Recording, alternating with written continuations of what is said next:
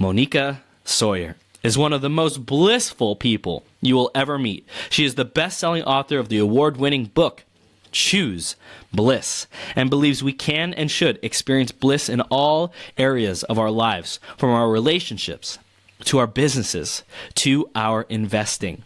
Her expertise and joyous laugh, which is extremely joyous. I will first-handedly admit and declare that her laugh is amazing and just out of this universe. It's amazing. Her expertise and joyous laugh have been featured on stages, radio, podcasts, TV stations, including ABC, CBS, Fox, and the CW. And she is here for us today to teach us how to choose bliss. Moneeka, are you ready to rock this? Oh my God, I am so ready, Chris. Let's do it. Yes, we're doing it, baby. We're doing it. Love it. Love it. Love it. So your energy is awesome. Your laugh is infectious. And thank you so much for coming on today to share your wisdom and your expertise with us and our audience. Thank you. I'm so honored to be here, Chris. Thank you for having me. Thank you. Thank you. You're welcome. So we're going to dive right into the question and the theme of today, which is upgrade your questions. So Moneeka, how has this concept of really asking better quality questions, being curious about the deeper levels of life, being able to shift your perspective, these questions, how has that shaped your reality and how you show up? So I think that a lot of people out there, perception is everything. Mm-hmm. And a lot of people out there perceive that we are at the mercy of what's going on, right? Like what's going on in politics, what's going on in what's going on at work, right? So the question I like to ask is, how are you responding? And if you can ask that question, the other question I like people to ask is if they're really getting upset or they're feeling at the mercy, and they're not at choice, is that true? Right? That's Byron Katie. Yeah. Is it true? Right? So those are my two questions, and it changes the whole paradigm of the world, because if you're at mercy of the world, you have no control. But if you say, I am at choice, I get to choose how I respond in any situation.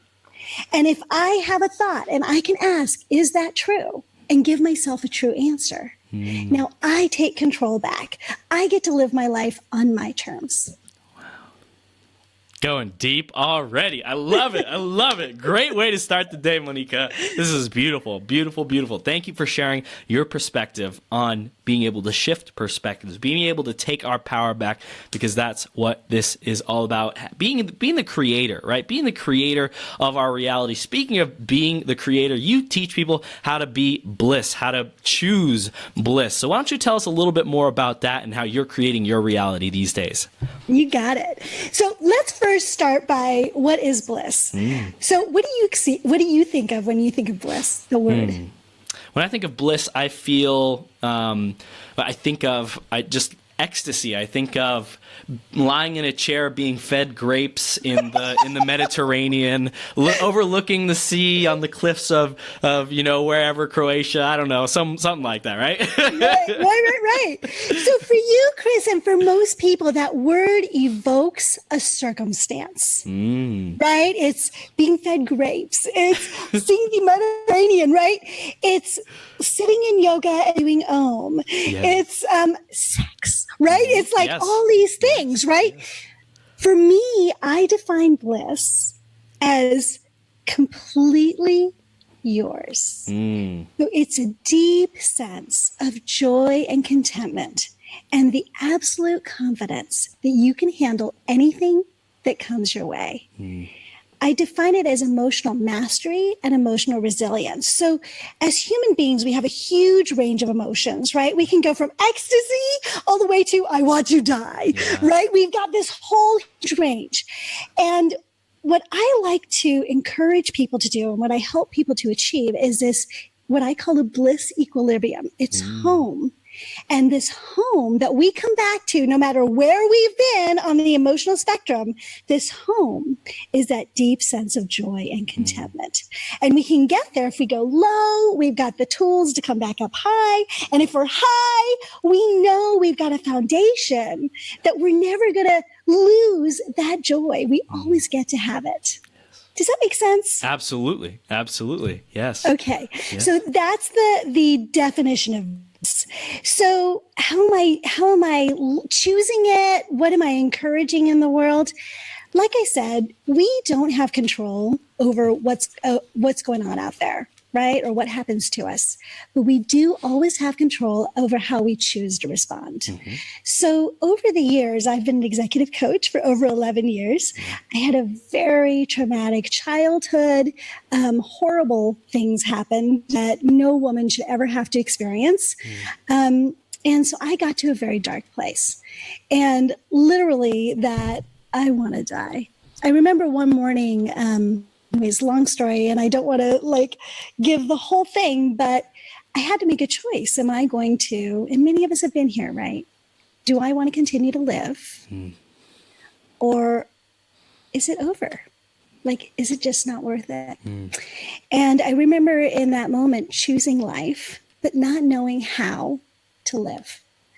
And I was saved by a man named Ted.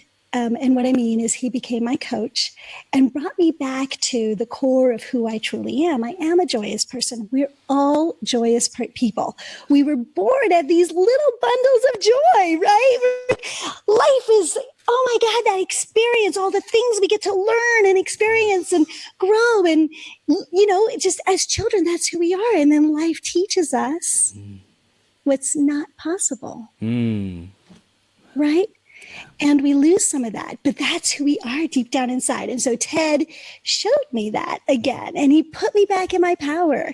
And then he hired me as a coach underneath him so I could take my skills that I had developed through my trauma, like all of the skills and strategies I had learned, as well as his. We came together and I became an executive coach. Now, a really interesting thing happened.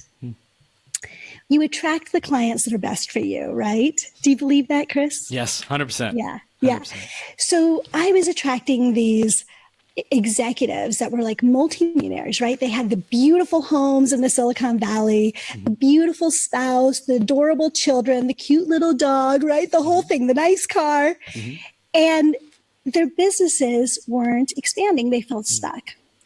And what we found was that most of them, the reason their lives weren't feeling good, the reason things weren't working was because they weren't happy.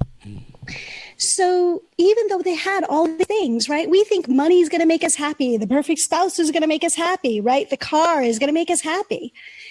But the reality is, even if you have all those things, unless you're committed to happiness inside of yourself and you've developed the tools to stay there, you're not going to be able to be happy. So all these guys were miserable. Yeah. The truth was that they were about to lose their house. Their business was going way down. Their spouses were threatening to leave. They had no relationship with their children, right?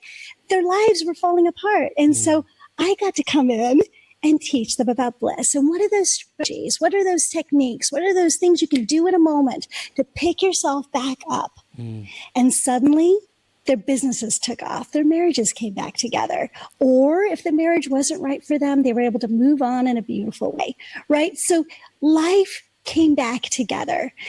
And it was like magic. Like, who gets to be out there talking about be happy? I'm in the happiness industry. Like, who gets to say that, right? Yeah.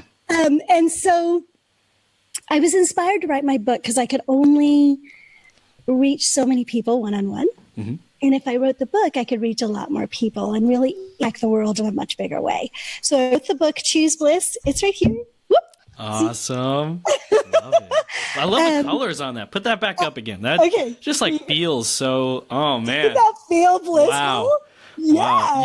That is like, ladies and gentlemen, if you want to see an amazing book cover design, that's like, yes, yes. I'm glad you love that. Yeah. I do too. I feel blissful every time I look at it, Yes. which is the point, right? Yeah. So, yes. So where was I? I wrote the book. I'm able to get the impact out there now. In a bigger way. And so and it is the techniques, there are 12 techniques in there that have been the most, significantly and consistently successful with myself and with my clients. So you have access to Bliss just by buying the book. So that's what that is all about. And that's kind of where I started. Now, when you look at Bliss, to me, it's like the big picture, right? That's like the umbrella. That's what we all strive for. But the question that I would get most with people once I left executive coaching and I became a regular coach, the question that I would get most is, how are you able to be blissful if you're broke? Or if you're struggling with money. Right. And what is true from my perspective is bliss is possible in all circumstances. I know broke people that are very happy. I know rich people that are very sad, right? Yep. Excuse me, I've got allergies. So excuse the cough. Anyways, so it is possible. But I will say this. Focusing on being happy is a lot easier if you're not in pain. If you're not in emotional pain, if you're not in physical, if you're not in mental pain, and if you're not in financial pain. Yeah. Right? If you have those things handled, and especially the financial piece, then you can focus more on what are my passions? What will really make me happy? Taking the time to apply those bliss strategies. So I started to move into teaching people how to do wealth. Now, intuitively, I took care of this when I was very, very young. I did it through real estate. And suddenly, okay, I want to teach people how to be wealthy. Well, why not do it the way that I've done it, which is through real estate? And so that's kind of how the transition went into blissful wealth. Yeah. So, and there's a whole new story around that too, if you want to hear it at some point. But I feel like I've talked a lot. I love it. You're just like sharing gold, and it's juicy, painting a picture. And this is awesome. So everyone who's listening to this or watching this, definitely give Moneeka some love. Send her a comment saying you're awesome. Your journey is awesome. I love Bliss. Type it in the comments. Let us know, because this is just the beginning, ladies and gentlemen. So Moneeka, tell us more about what it takes to step into that bliss. How do we start creating that more for ourselves? And then we can dive into more of the real estate and stuff too, and the fundamental principles of that, if they're different from, just the core bliss philosophy. But just like take us to that blissful place of how do we create that? How do you create that? Yeah. So there's some things that I like to have people really start focusing on immediately. First of all, every single time you there's two things I want to go right into. When you get into a stressful place, right? Get back into your heart-centered place. There's a couple of things I like people to do. The very first thing is, you want to just interrupt what you're thinking and ask yourself, is this true? Is this reaction that I'm having appropriate? Is it true? And a lot of times your brain is going to say, yes, it is. I have a right to be pissed off, right? That person just cut me off in traffic, or who do they think? You know what I mean? So then we move into a technique I called stop, drop, and breathe. Do you want to hear about it? I would love to, yes. Okay. So you've stopped, right? You're going to do a pattern interrupt. Whatever it is that you're thinking that's stressing you out. You're going to drop into your body, right? Shake it out a little bit, drop into your heart. Take a couple of real deep breaths. And then come to whatever situation you're in from this place of being relaxed, from a place of rationality, and from being heart-centered. So this works in every situation. You can use it 10 times a day, right? In traffic, when you're having a conversation with the kids, when you have a conversation with your boyfriend, girlfriend, spouse, in real estate, when something comes up and you're trying to make a challenging decision in work, when you're trying to make a decision about something you're working on, right? You can use that in any situation to get you centered and grounded and making rational decisions. And the honest truth is that for Bliss, we're really talking about emotional mastery, right? We have a right to our emotions, and the experience of life is all about that emotion. But if you've got emotions that are distracting from that bliss, you need to get back into your heart. And so that's why I say, stop, drop, and breathe. Use it all the time.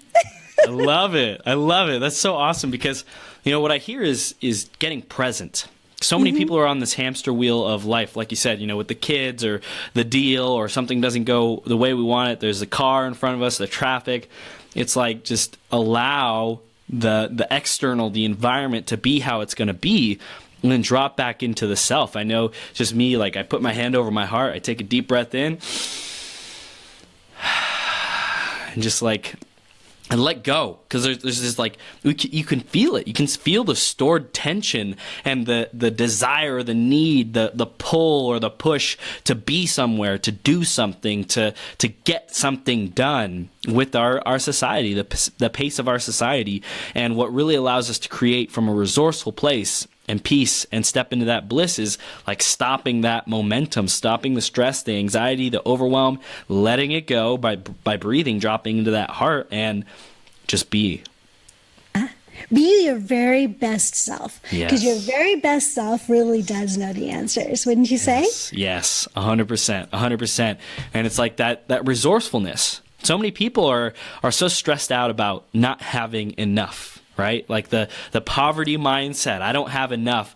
And I believe that a lot of that comes from this constant need to be somewhere, right? Oh, I'm not there yet. I don't have the car yet. I don't have the house. I don't have the man or woman of my dreams. I'm not there yet. So it's like it stops that pull or that kind of automatic rat race mentality and stops it and says, I am enough. This moment is enough. This moment is everything. Just allow, just experience, just step into that bliss, create that. Right. And I've actually had people say, Moneeka, I don't want to be blissful, which is like, really? Wow. And they're like, because I've got so much to do. I feel like I lose my drive. Oh my gosh. And Ashley, there are studies that show that people that are happy and content are significantly higher achievers than their not blissful counterparts. Wow. The thing is this, that if you allow the moment to be, it doesn't mean that you can't aspire to more. It simply means that you are taking advantage of the resources that are here right now. And if you can do that, every moment becomes a step forward to more joy, more success, more bliss. So you don't become less motivated. You don't become less of a dreamer. As a matter of fact, you become more of a dreamer. More becomes possible because you're not looking through these eyes of I can't. You're looking through the eyes of possibility because life feels so good. Yeah. I think what also gets in people's way is fear. So I'm curious, Moneeka, how do you handle fear and the desire to step into bliss, or when fear is more powerful than the desire to step into bliss? How do you handle that? Yeah. Fear is very, very natural for us, right? We talk about there's two emotions, fear and love. I call it fear and bliss, right? Yeah. So fear happens to me all the time, every day. It happens to everybody, right? But again, we talked about like this spectrum, right? You've got a bliss equilibrium. So for me, when I step into fear, and I ask myself, is this fear rational or not rational? Because fear keeps us alive, right? So a lot of fear that's actually good. But is it rational or not rational fear? And if it's not rational fear, if it's just me not wanting to get out of my comfort zone, I just take the step and trust. And that's a really hard thing to do when you don't have years of experience doing it and knowing that it works out. But you have to do it the first time. Yeah. And you got to keep doing it. And eventually you are able to step through it because you know what's on the other side. Yeah. Right? Yeah.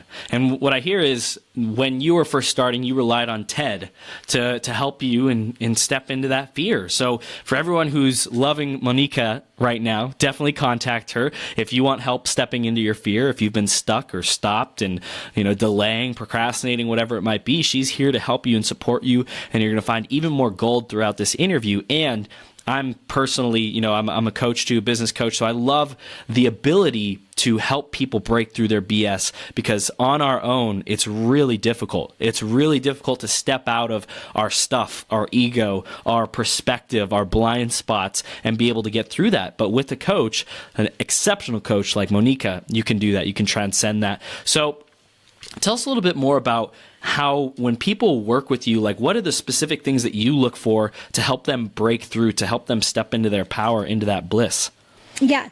So the very first thing we look at is their core bliss. And really what that is their core values. Okay. I think a lot of people are out there building a life, building marriages, building businesses based on beliefs that were handed to them or expected of them.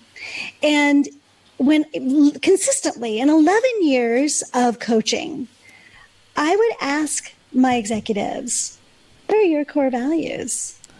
And they would first look at me like, what does this have to do with anything? The next thing is their eyes would glaze over because they hadn't really thought about it. And then would give me something like, well, of course, it's my family, it's God, it's my children, it's, my business is like number 100, right? So, or whatever, whatever it is. Yep. What do we think looks good, right? And they don't know what really makes them tick. Now, the thing is that if you are ever going against your core values, your deepest self is going to pull at you.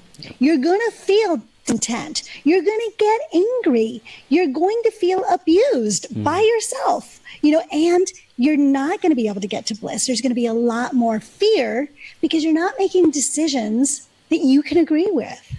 So the very first thing I do with people is help them to discover what those core values are, and then give them the tools to align with those so that they can start to make decisions based on those core values. And that's really hard because the thing is, you start having to say no to people. You have to start doing things differently. So baby steps, right? You take a little bit and a little bit and a little bit, but eventually you can fully align and you can make every decision based on those core values. And when you're doing that, it doesn't mean that you're not going to experience fear. It doesn't mean that you're not going to experience angst, right? Because living creates those things. However, if you're true to yourself, you can stand fully in your power and stick with your decisions. And it's a lot easier to step by fear because you're being really, really honest with what's going on with yourself in your life.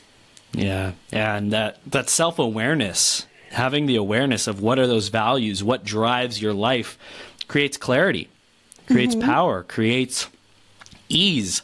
It might not, or at least simplicity. It might not be easy, right? Yeah. It might not be easy to say no to people. There might be, 3 offers on the table, and it might not be easy to say no to these other offers. But if you know what your core values are, and you see that one offer in particular is in alignment with that, or know what your core values are, and know this dream man or woman who just came into your life, and then you find yourself being attracted to someone else, like, think about that. It's simple to say, wait a second, I'm just being tempted. I'm just being, there's just sexual tension or something like that over here. I'm going to stay in my bliss with this core value and not let my ego run the show and choose bliss in what I have already, not this constant need for more and more and more. Right. Absolutely.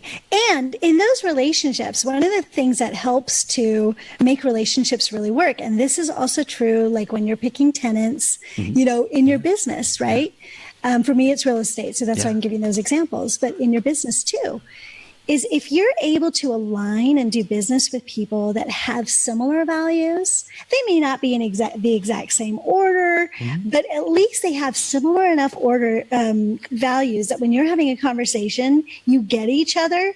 It's going to make that path so much smoother, so much easier. And when you have conflict, it's so much easier to get through the conflict because you're coming from a similar place, right? Yeah. So, and if one of those values is making relationships work, well, that's really helpful too, right? Yes. Yes. I love it. I love it. So can you take us to a time in your past where you were challenged by these values? Maybe you didn't know what your values were at the time and you had to learn a challenging lesson or got tested on those values. Take us to one of those moments where it was a little bit more difficult for you with regards to your core values. Yeah. So just for perspective, let me tell you what my core values are, okay? So for me, the very first one is relationships. And that includes, there's levels of that too. So my intimate relationship with my husband, my family, and my friends, sort of in that order. And then there's personal development, adventure, joy, of course, and my health. So those are my top ones, okay? Love it. So, and making an impact. So my business is really about making an impact. So about 3 years ago, when I was starting this business, I had just released my book. It was 2 years ago. And I was really working so hard. I think some of you can relate to this, right? I was working so hard. I was working 14 hours a day. I was so full of passion and desire to make this impact. And I got this opportunity to speak at an event that I really was honored to even be invited to this place. And it was my first speaking engagement. And I felt that the producer of the event would really support me in the fact that I was brand new at this. Like, I thought I was going to do a great job. But, in those first few times when you're on stage, you need a level of support, right? Yes. So I was so excited about this. We set the date. I was really excited. We got everything organized. I was in the program. And literally the day that I signed the contract in the morning. And that day I got an invitation from one of my cousins to her wedding for the same day I was speaking. Oh, So now, just to get to know who I am, I'm the oldest of like 20 cousins. wow. And I am the family big sister. So I've got all these siblings, right? And so for me, they are some of the most important people in my world. And I never miss a wedding. In India, in the Indian culture, you don't miss weddings and funerals. And for me, I try to be at all the funerals, but fortunately, there haven't been that many, but we'll see how that goes. But with the weddings, I just never miss a wedding, right? Yeah. So here I am with this dream and this ambition and this need to make an impact and having to make this choice to say no to my cousin, which I just can't do. Wow. So I slept on it, and I didn't talk to anybody about this. This is key. When you're in a place where you're really making a value judgment, don't talk to people about it unless they are fully aligned with your values, like they've got the same ones and they can feel your heart. My husband is very close, but he would have made a different choice. Right. So, I couldn't say no to the wedding because I would have felt horrible. And I couldn't say no to the speaking engagement because it was the start of me in this world, right? So what did I do? So what I did is I called the producer of the event. He does this event every 6 months. And I told him the situation, and I said, one of the things that I teach is that you have to be really aligned with your values. I have to walk the talk. Like, I can't stand up on your stage and talk about this and have not done it myself. And so I had that conversation with him and asked him if he could postpone me to the next event. Well, he really wanted me on his stage at that event. So this is what we did. He wanted me there for 3 days for the entire event. Wow. And so we negotiated that. I basically said, I need to be in Michigan on Saturday and preferably Friday night. We have this big thing that we do as Indians on the night before. And I can fly back on Sunday morning. So he put me on the stage on Sunday afternoon. Wow. So I was able to, and I felt really good about all of it. Now, it's true. If I had been there at the event for 3 days, I would have gotten more leads. I would have gotten, my business would have done better. Totally. But I wanted to be in integrity and I keep my commitments. So he really wanted to be there. I needed to keep my commitment to him. I also needed to be integrity with my values. That's what I did. And it worked out beautifully. The clients that I did get were fully aligned with me. I could talk right there, right then about the decision I had made about that particular event. So it was very real, right? Yeah. So, and it worked out beautifully. Wow, that's amazing. Amazing. So I love this. And for everyone who just heard this journey, this story and life event of Moneeka, think to yourself when challenges come, when you're faced with adversity, when you're faced with choices, do you come from a place of resourcefulness? Or do you play the victim? Do you hide? Do you try to get away with something? Do you try to manipulate a situation to make it fit without just confronting the uncomfortable and saying, hey, listen, organizer, listen, people that are involved in this. I'm conflicted. I want to show up. I want to be my best self for you. And I also want to be my best self over here. And this is important to me. And this is my priority. How can we work something out? How can we create a solution? How can we create a win-win?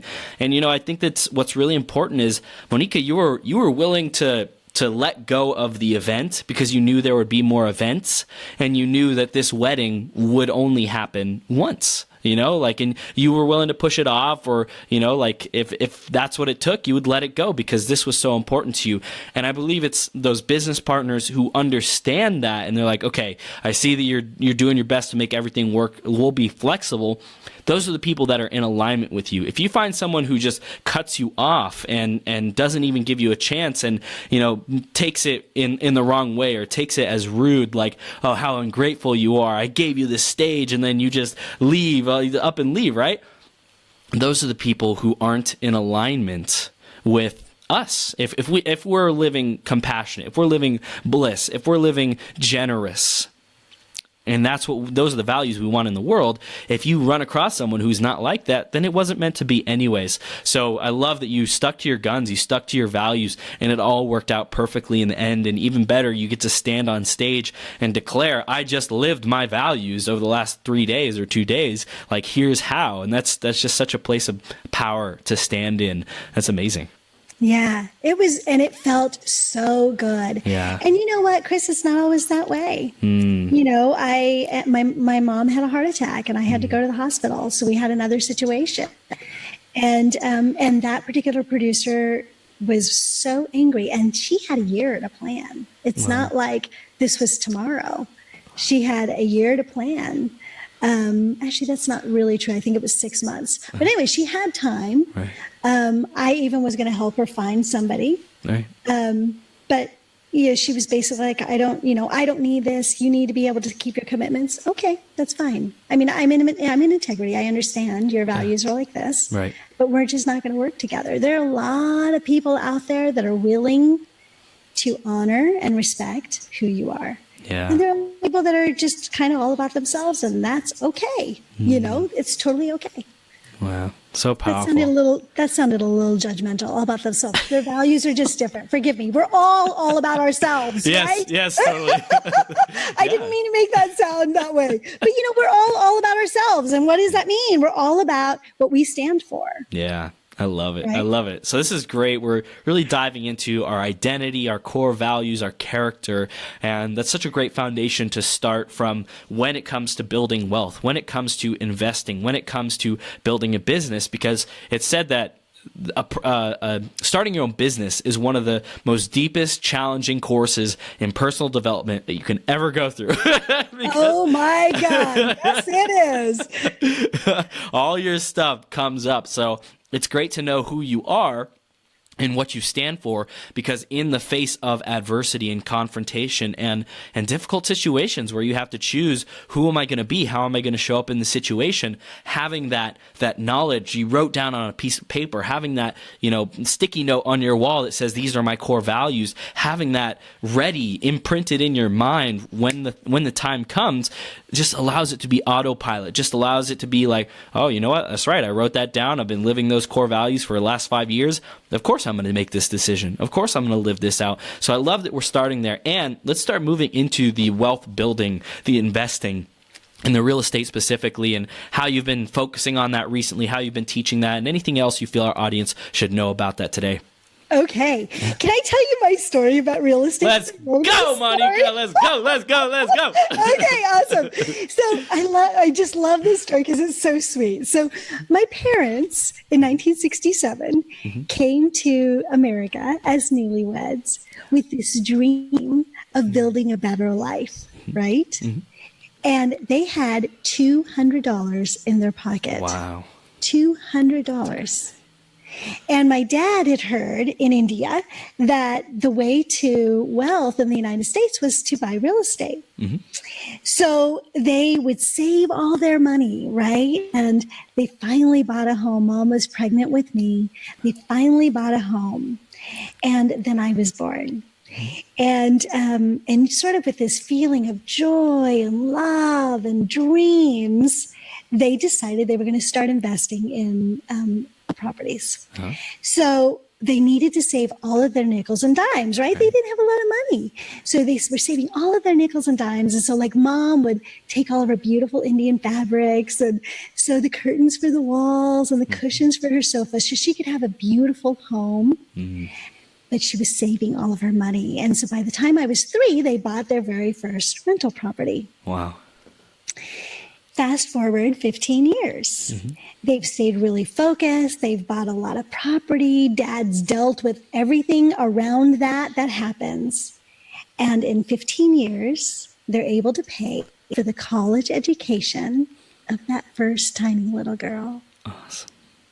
Isn't it amazing? Yes. And just the joy in being able to do that and provide that for me. Right? They were able to do the same thing for their other 2 daughters. They paid for all of our weddings. And now, fast forward 40 years, they're retired. They live in a 5,000 square foot home. All of us girls can come home and have our own room. I mean, it rocks. And most importantly, they're able to live the lifestyle they want in retirement rather than a lifestyle that's dictated by Social Security, pension programs. You know, they can do whatever they want after all of those years of hard work, right? So you can imagine, I was actually, once I got out of college, I was interested in building wealth through real estate, right?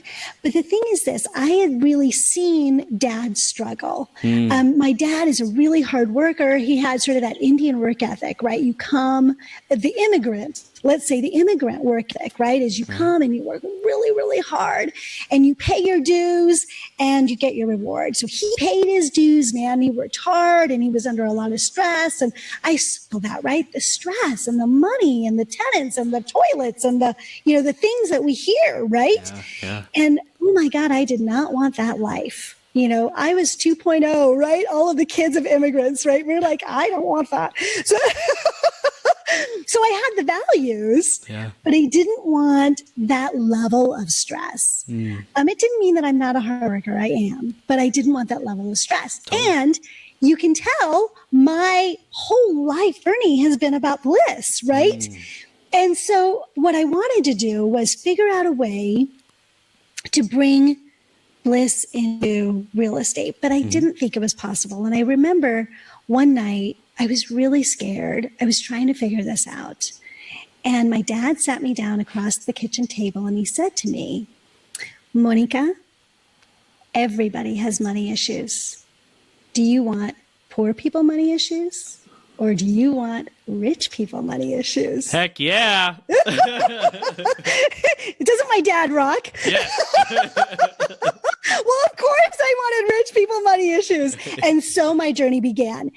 So, and then I have created my own systems. I took Dad's system, I upgraded it to a Moneeka system, and now I've married Bliss and real estate so that I can honestly say that my systems, my real estate, my wealth really supports the joy in my life rather than sucking the life out of me, which is what most landlords experience. Right? So that's kind of how I came to that. I started with a $10,000 wedding gift and I'm worth well over $5 million now. And that's all happened, most of it through real estate. Wow. That's incredible. So tell us about the principles that you really used as you grew the real estate investment and empire? Yeah. So the first one, let's go right back to it. What's my core values? Right? Yeah. What are my core values? And I go through this all in my workshop and my mastermind. These are the things that we talk about. Are you aligning with your core values? How are you building your business? How are you making your decisions? So there's the first one. The next one is, what are your resources? I'm not just talking about money. I'm talking about time. I'm talking about emotional energy, people. What are your resources? Right? Get really clear on that. The biggest one is going to be time. Right? Especially when you're talking about bliss, because you don't want to spend a whole, maybe you do, but I didn't want to spend a huge amount of time doing this, right? I do now because I love it. Right. But back then I didn't, right? I had all this ambition to do other things. Yeah. So for me, it was time. And then you set your goals based on those two things. So you've got your values and your resources. Now you set your goals based on that. And then you go from there and you decide on a strategy that's going to fill those goals. So don't get really excited by the shiny object, right? How many of us have seen TV shows about flip that house, fix and flip, right? Let's be a wholesaler, right? Those are full-time jobs. Yes. And if that's what you're about, if that's what your goals are, if that's what your resources allow, if that aligns with your values, you do it, right? But it's not what I do. And what I'm going to do is help guide people to find what is that place for them that's really going to make them happy rather than cause them a huge amount of stress and eventually just be another job. Yeah. So what kind of different options are available for people depending on their different values? Right. So there, you mean with real estate? Yeah. Yeah. Oh my God, there are a million ways to make real estate. Well, what about, like, would it be more advantageous to talk about if someone's core values are this, then you probably want something like that. If your core value is this, then something like that. Can you give us some examples? Yeah. So if you're really money driven and and that is not a bad thing. So let's actually go back to that really quickly. Being money driven is not a bad thing. Yeah. What you really want to get in touch with is, what is that money for you? Is it security and safety, which it is for me? Is it about the ability to make an impact in the world? It is for me, right? So what is money really about for me? It allows me to create in the world and be my most passionate self and really get my message out there, right? I've got a podcast that takes time, money, and energy. If I didn't have my stable income, I couldn't focus so much on that with all my passion, right? I do a lot of work for a school in India for the poor to support women in those communities grow up in an equal environment, right? I couldn't do that if I didn't have the money handled, right? So these are the sorts of things, like, what does money really mean to you? Now, if money means I need money right now to pay the bills, then you need to take a look. Are you willing to work 80 hours a week? You've got your full-time job and you're going to add 20 to 40 hours to flip, wholesale, whatever those options are. And those are options, right? Now, if you're looking more for passive cash flow, we're going to look more at like apartments and multi-units.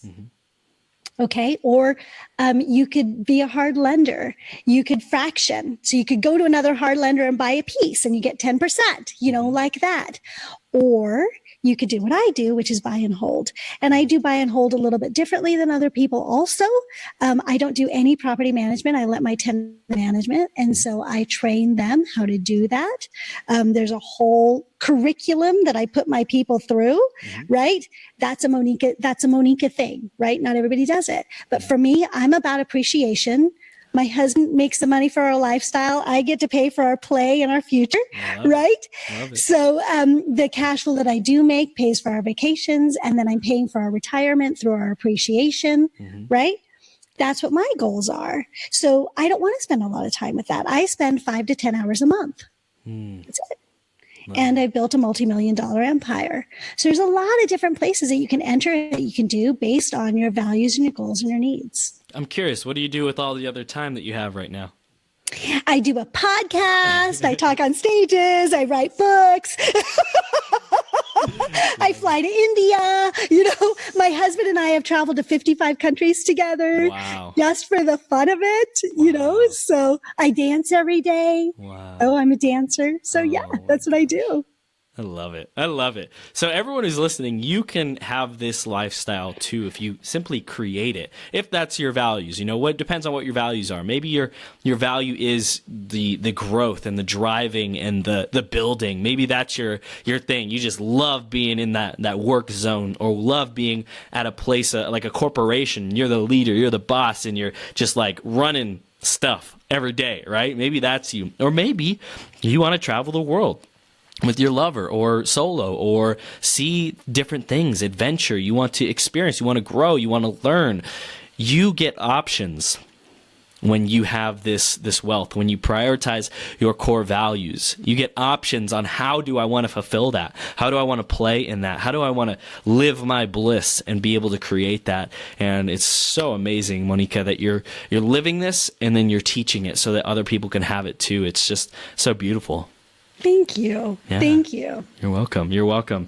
So we're beginning to wrap up here, and we want to know, is there any last minute things you want us to know? Any final ideas or paradigm shifts that we should have that our audience would benefit from if only they knew these one or two things? Is there anything else like that we can give them? Yeah, lean in, okay? Yes. All right. So always remember, bliss is your birthright. Choose to live it every single day. Yeah. Wow. I'm writing that down. Birthright. Choose to live it every single day. Wow. And that's it, ladies and gentlemen. You deserve this. It's your birthright. You're born as pure joy, a bundle of joy, as Moneeka said earlier. I love that. It's like the bundle of joy. Where does that phrase come from? I don't know, but it's true. These little babies are bundles of freaking joy, right? So it's awesome. I love that. And it's your birthright, and you deserve it. So step up, ask for it, desire it, command it, request it, seek the help. Be resourceful, be relentless, be tenacious in achieving and experiencing that bliss. Yeah, that's absolutely. Beautiful. Yeah. Awesome. So, Moneeka, why don't you share a little bit more about how people can stay connected with you? What do you want them to do next? If you have anywhere where they can connect further with you, get more access to you, why don't you share that with them as well? Absolutely. Okay. So, first of all, I have a report that is like completely everything I have done with that $10,000 to now to build my wealth. It's my full strategy. Wow. So people can go get that. It's my gift to them at blissfulinvestor.com. So that's blissfulinvestor.com. The next thing is they can go to Amazon and get my book, Choose Bliss. So that's all the strategies that they can start to implement right now. Love it. To start living a life that's much more blissful. You can go to my podcast, which is Real Estate Investing for Women. And that just launched recently, right? It did. Yes. I've got, as of this morning, so it launched 4 weeks ago. As of this morning, 9,000 downloads. Wow. Holy moly. I am so excited. Oh my God. It's so cool. So we talk about strategies, but we also talk about mindset, heart set, money smarts, all of those things that will help you to be successful. So that's that. And then, of course, you can find me on Facebook. Look up Moneeka Sawyer, which is Moneeka, Moneeka Sawyer.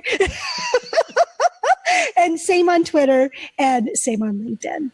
Oh my gosh. Amazing. Moneeka, you are freaking amazing. And I love your energy. We love your laugh. We love how you show up in bliss, sharing that bliss so that we can all experience it together. Thank you so much for what you're doing, creating, playing in this life, and sharing all along the journey. And I'm sure this is just the beginning for you and the impact and the ripples of transformation and light that you're spreading in the world. So I really acknowledge you for stepping up to the plate and playing. All right, you're just totally playing and living your bliss, and we appreciate you for coming on today and sharing all of this with our audience. Thank Thank you. Thank you so much, Chris. And ditto, you're doing such amazing work, giving all of us as a platform and a stage to help get the message out there. So thank you for that.